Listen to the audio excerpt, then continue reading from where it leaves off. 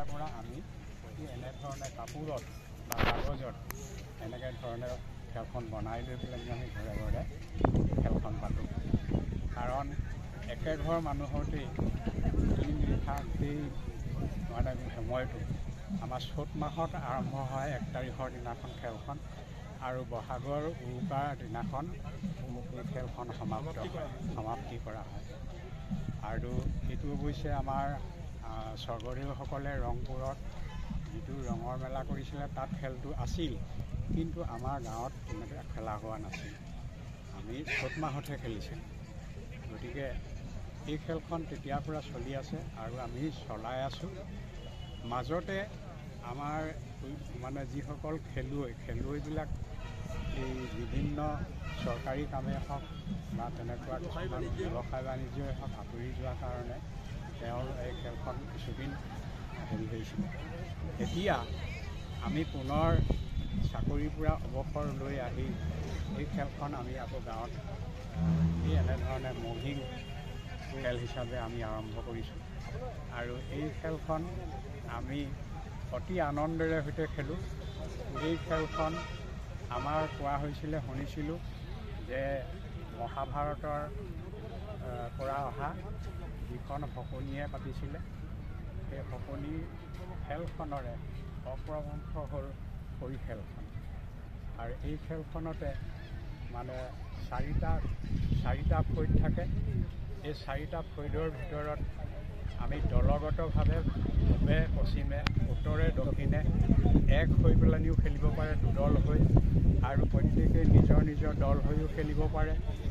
আৰু যদি খেলুৱৈ কম হয় তেতিয়াহ'লে এমুঠি কৰি চলে, যদি বেছি হয় 2 মুঠি চলিব, 3 মুঠি চলিব, 4 মুঠিও চলে। কিন্তু 4 মুঠিত একেঢাল কৰিতে ৰাতিপুৱাই, কাৰণ খুব কটাকটি হ'ব। কটাকটি হ'লে সেই খেলখন বহু সময় বৰ্তি থাকে। সেইকাৰণে সেই খেলখন বৰ আমনিদায়ক হয়, কিন্তু আনন্দদায়কো হয়। কাৰণ কেলৈ কটাকটি যেতিয়া হয় তেতিয়া খেলুৱৈসকলৰ মনত কিছুমানৰ মানে খং উঠিব আৰু কিছুমানে আনন্দ পাব। এই ভাৱবিলাকে আমাৰ মনৰ যিবিলাক মানে কিছুমান অসূয়া অকৃতি ইয়াত প্ৰকট হয়। আৰু সেইখিনি আমি এই খেলৰ যোগেদিয়ে আমি এইখিনি পাওঁ। গতিকে এই খেলখন আজিকালি কমি গৈছে।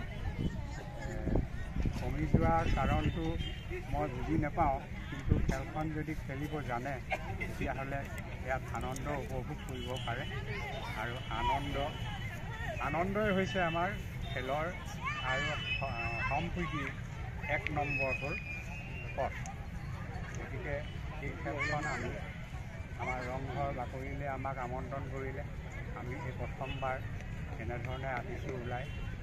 আমি ওচৰে পাঁজৰেও খেলিছোঁ, গাঁৱতো খেলি থকা অৱস্থাতো সাংবাদিকসকল গৈছিলে, গৈ এই বিষয়ে সুধে কওঁ।